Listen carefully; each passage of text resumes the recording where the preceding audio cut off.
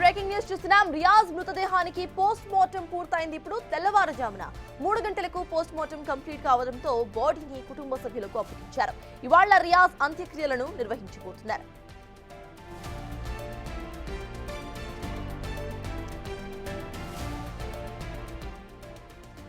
Riyaz encounter పై నిజామాబాద్ ప్రభుత్వ హాస్పిటల్లోని 4th floor లో scene recreation జరిగింది.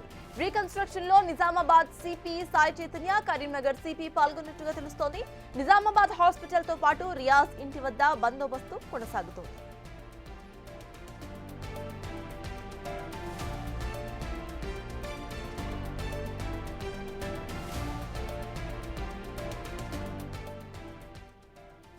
సారంగాపూర్ సమీపంలో రియాజ్ ను పట్టుకుని ముందుగా ఓ ప్రైవేట్ హాస్పిటల్ కు తరలించారు పోలీసులు. నిబంధనల ప్రకారం ప్రభుత్వ హాస్పిటల్లోనే టెస్టులు చేయాలి కాబట్టి నిజామాబాద్ జీజీహెచ్ కు మార్చారు. ఖైదీలను ఉంచే స్పెషల్ వార్డ్ లో రియాజ్ కు మెడికల్ టెస్టులను నిర్వహించారు.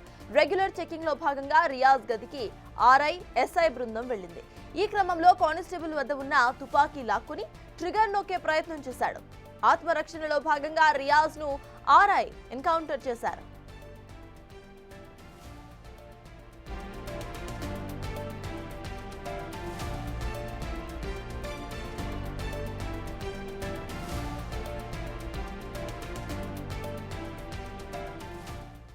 రియాజ్ మృతదేహానికి పోస్ట్ మార్టం పూర్తయింది. ఇప్పుడు తెల్లవారుజామున 3 గంటలకు పోస్ట్ మార్టం కంప్లీట్ అయింది. బాడీని కూడా ఇటు ఫ్యామిలీ మెంబర్స్ కి అప్పగించినట్టుగా తెలుస్తోంది.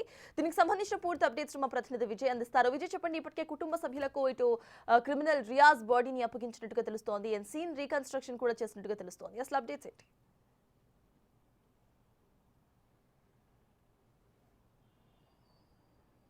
తాజ్, అయితే కానిస్టేబుల్ హత్య కేసులో నిందితుడైనటువంటి రియాజ్ను ఇక్కడ ప్రభుత్వ ఆసుపత్రిలో అయితే నిన్న ఎన్కౌంటర్ ద్వారా పోలీసులు అయితే హతమార్చారని చెప్పాలి. జనరల్ చెకప్లో భాగంగా అక్కడ ఉన్నటువంటి ఆర్ఐ అలాగే ఎస్ఐ ఇద్దరు కూడా రియాజ్ దగ్గరకు వెళ్ళి ఎలా ఉన్నాడు ఏంటి అని చెప్పి చెక్ చేసేటువంటి సమయంలో రియాజ్ ఆ పోలీసుల వద్ద ఉన్నటువంటి తుపాకీ లాక్కొని వారిపైకే ఫైరింగ్ చేసేటువంటి ప్రయత్నం అయితే చేశాడు. సో ఈ నేపథ్యంలోనే గత్యంతరం లేక అక్కడ ఇంకా వేరే సోర్స్ లేక రియాజ్ని ఎన్కౌంటర్ చేయవలసి వచ్చినట్టు కూడా పోలీసులు అయితే చెప్తా ఉన్నారు. దీనికి సంబంధించి ఇప్పటికే నిన్న రాత్రి సీన్ రీకన్స్ట్రక్షన్ చేసినటువంటి పరిస్థితి కూడా కనిపించింది. అయితే సీన్ రీకన్స్ట్రక్షన్లో ఇటు సిపి సాయి చైతన్యతో పాటు నిజామాబాద్ సిపి సాయి చైతన్యతో పాటు అటు కరీంనగర్ సిపి గౌస్ ఆలం కూడా ఈ యొక్క సీన్ రీకన్స్ట్రక్షన్లో అయితే పాల్గొన్నారు. దీనికి సంబంధించి నిన్న రాత్రి 2:30 సమయంలో రియాజ్ మృతదేహానికి పోస్ట్ మార్టం నిర్వహించి 3 గంటల సమయంలో రియాజ్ కుటుంబ సభ్యులకైతే ఆ మృతదేహాన్ని కూడా అప్పగించారు. రియాజ్ మృతదేహాన్ని బోధన్ రోడ్లో ఉన్నటువంటి ఒక శ్మశాన వాటికలో గుడిచప్పుడు కాకుండా ఇప్పటికే అంత్యక్రియలు కూడా కుటుంబ సభ్యులైతే నిర్వహించారు. అయితే ఇక్కడ ప్రభుత్వ ఆసుపత్రిలో ఇంతవరకు ఇలాంటి సంఘటన ఎక్కడ కూడా చోటు చేసుకోలేదని చెప్పాలి. సో ఒకసారి లోపలికి వెళ్ళి చూసేటువంటి ప్రయత్నం అయితే చేద్దాం. సో 4వ ఫ్లోర్లో కేవలం ఖైదీల కోసం మాత్రమే ఈ యొక్క స్పెషల్ వార్డును కూడా ఏర్పాటు చేశారు. ఓన్లీ జైల్లో ఉండేటువంటి ఖైదీలు ఎవరైతే ఉన్నారో సో వారి కోసం మాత్రమే ఆ స్పెషల్ వార్డును కూడా ఏర్పాటు చేశారు. కానీ ఇదివరకే 2 సార్లు తప్పించుకోవాలని చూసినటువంటి రియాజ్ నిన్న ఆసుపత్రిలో కూడా అలాంటి తంతుకే మళ్ళీ తెరలేపాడు.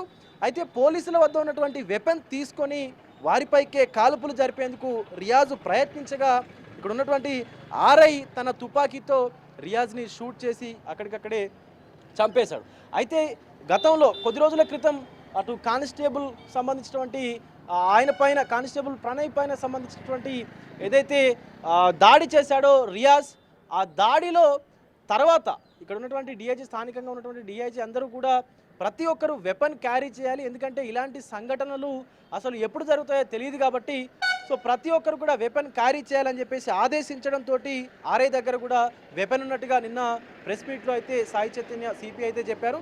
సో ఒకవేళ వెపన్ లేకపోయి ఉంటే మరొక ప్రాణం కూడా బలి అయ్యేది రియాజ్కు అని చెప్పి కూడా పోలీసులు అయితే చెప్తా ఉన్నారు. మరొక పక్క స్థానికంగా ఉన్నటువంటి ప్రజలందరూ కూడా నిన్న దీపావళి అలాగే ఇటు రియాజ్ ఎన్కౌంటర్ 2 కూడా ఒకేసారి వచ్చాయని చెప్తా ఉన్నారు. ఒక పక్క పోలీస్ కానిస్టేబుల్ చనిపోవడం పోలీసులకే కాదు సామాన్య ప్రజలకు కూడా తీరని లోటే. ఎందుకంటే ప్రజలను సంరక్షించేటువంటి పోలీసు అధికారి, అది కూడా డ్యూటీలో ఉండి ఒక క్రిమినల్ని పట్టుకురావడానికి వెళ్ళినటువంటి పోలీసు అధికారిని అత్యంత దారుణంగా పొడిచి చంపినటువంటి రియాజ్ ఇలాంటి ఎన్కౌంటర్లో చనిపోవడం అనేది ఖచ్చితంగా అతనికి అలాగే జరగాలి, ఇది తగిన శాస్తి అంటూ కూడా ప్రజలు మాట్లాడుకుంటా ఉన్నారు.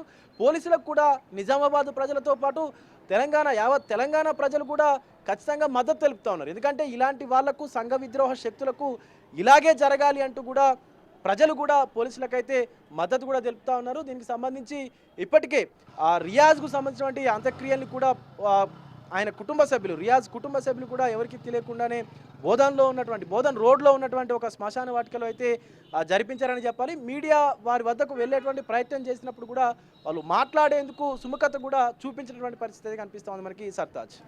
అయితే విజయ్, ద సేమ్ టైం ఏ టైంకి అంటే ఆల్రెడీ బాడీను ఫ్యామిలీ మెంబర్స్కి అప్పగించినట్టుగా తెలుస్తోంది, ఏ టైంకి ఇటు అంత్యక్రియలు స్టార్ట్ అయ్యే అవకాశం ఉందనుకోవాలి, ఇక అంత్యక్రియలకు పోలీసులు ఏమైనా వెళ్ళే అవకాశం ఉందనుకోవాలా? అప్డేట్స్ ఏంటి?